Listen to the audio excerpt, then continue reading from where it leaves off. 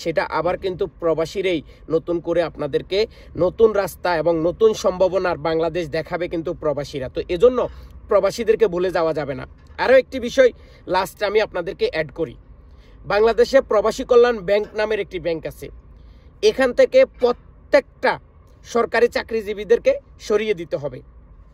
এইখান থেকে প্রত্যেকটা সরকারি চাকরিজীবীদেরকে সরিয়ে দিতে হবে কি জন্য? এইখানে দিতে হবে প্রবাসীদেরকে দায়িত্ব। প্রবাসীদের জন্য ব্যাংক, এবং এখানে চাকরি পাবে শুধু প্রবাসী, সে কম শিক্ষিত হোক বেশি শিক্ষিত হোক, এই ব্যাংকটা প্রবাসীদের, এখানে চাকরি করবে প্রবাসী। প্রবাস ফিরত যারা শিক্ষিত আছে তাদেরকে এই ব্যাংকে চাকরি দেওয়া একদম জরুরি।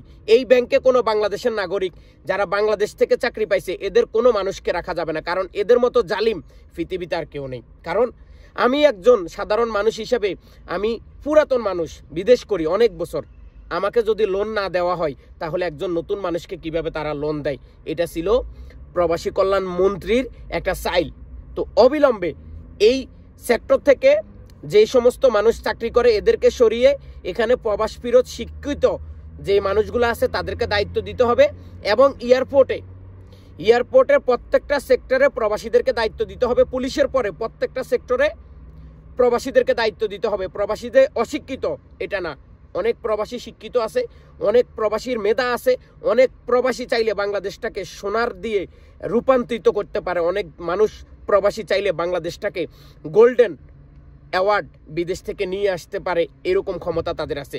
তো এই কথাগুলো আপনাদেরকে মনে রাখতে হবে, এবং আপনারা এই ভিডিওটা সবার সাথে শেয়ার করবেন, সবাইকে দেখার সুযোগ করে দিবেন। এখন নতুন বাংলাদেশে আমাদের জন্য এই কাজগুলা খুবই জরুরি। সবাই ভালো থাকুন, সুস্থ থাকুন। স্বাধীন দেশের সাধারণ নাগরিক হিসাবে আমি আব্দুল আজিম সৌদি আরব রিয়াদ থেকে আবারও বাংলাদেশের এই লাল সবুজের পতাকা উত্তোলন করার যেই সময় ছিল, এবং উত্তোলন করে যে শেখ হাসিনাকে বাংলাদেশ থেকে তাড়িয়ে দিছে, তার জন্য সবাইকে আমি স্যালুট জানাই, এবং বাংলাদেশের সেনাপ্রধানকে এই দায়িত্বটা সঠিক সময় সঠিক দায়িত্বটা নেওয়ার জন্য আবারও আমি তাকে স্যালুট জানাচ্ছি, এবং নতুন সম্ভাবনার বাংলাদেশ এগিয়ে যাবে সামনের দিকে। আল্লাহ হাফেজ।